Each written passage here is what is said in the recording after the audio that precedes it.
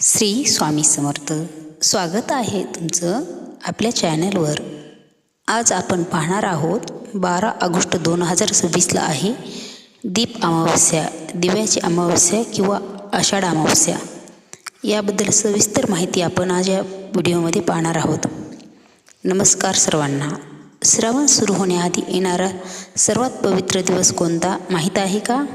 हो, तो आहे दिव्याची अमावस्या. या दिवशी घरातील दिवे न लावल्यास वर्षभर अंधार पडतो किंवा राहतो अशी मान्यता आहे.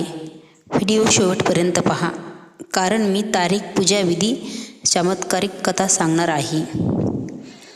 दीप अमावस्येचे महत्त्व असं आहे. श्रावणाची तयारी.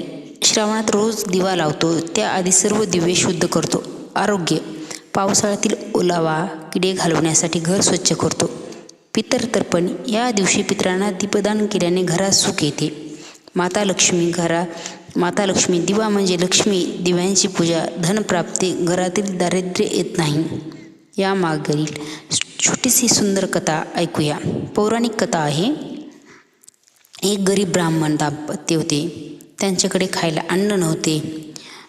त्या दिवशी आषाढ अमावस्या होती. ब्राह्मण महिलेने त्या दिवशी घरातील सर्व दिवे समया स्वच्छ केल्या आणि मनोभावे प्रार्थना केली. हे देवा, आमच्या जीवनात असाच प्रकाश राहू दे.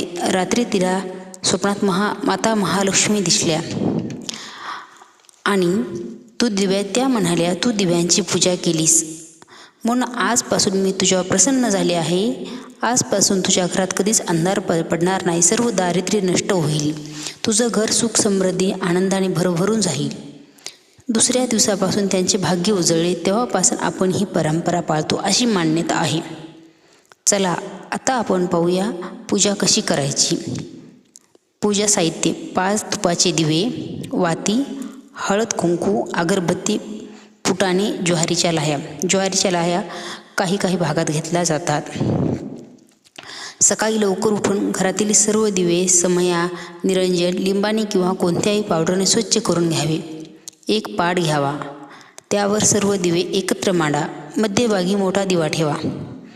सर्व दिव्यांना हळद, फुले, अगरबत्ती लावा.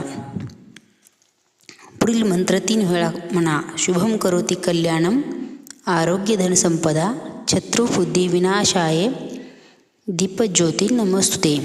नंतर गोडाचा नैवेद्य दाखवा. संध्याकाळी सूर्यास्तानंतर सर्व दिवे तुपाने लावा. घराच्या प्रत्येक कोपऱ्यात प्रकाश करा. घर अंधारात ठेवू नका. शक्य असल्यास पिंपळाच्या झाडाखाली तुपाचा दिवा लावा आणि घरातील सर्वांना गोड प्रसाद देवाला दाखवलेला नैवेद्य दिव्याला दाखवलेला प्रसाद म्हणून द्यावा. अशी करावी दीप अमावस्या साजरी.